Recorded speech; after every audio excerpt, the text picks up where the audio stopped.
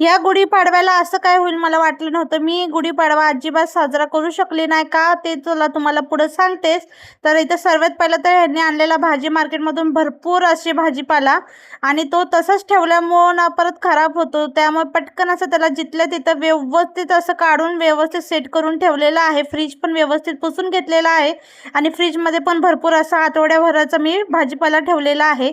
आणि त्यानंतर ना आता भरपूर असा कचरा झालेला. सकाळी उठलेली गुढीपाडवा आहे, मस्त सण आहे, त्यामुळे ना मस्त असं आता मी काय घर वगैरे पुसून घेतलेलं सकाळी.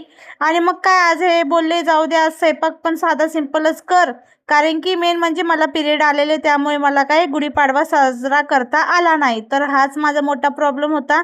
नाहीतर मी तर खूप छान करणार होते, पण आता जाऊ दे असू दे, कारण की मला एक तर त्रास पण होत होता, त्यामुळे नको म्हणलं हे पण. आणि एकदम सिंपल केलं मी पण. आणि कोण दुसरं करणारं आहे पण नाही आणि आपणच आहे, मग कसं काय करणार नाही का, एवढं पोरांना पण बघायचं. त्यामुळे मग मी आज वरण भात परत मस्त भेंडी मसाला केलेला त्यांच्यासाठी.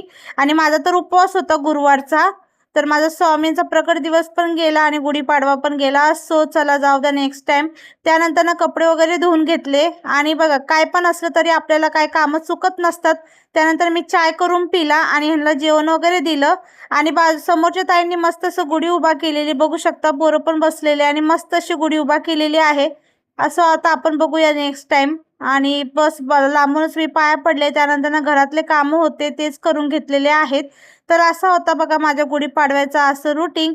कसं वाटलं तुम्हाला नक्की सांगा आणि सर्वांना गुढीपाडव्याच्या खूप खूप शुभेच्छा माझ्याकडून. आणि इथं बघू शकता आता पोरांना पण मी जेवू घालत आहे. तर चला आजचा व्हिडिओ इथंच थांबवते. बाय, टेक केअर, काळजी घ्या.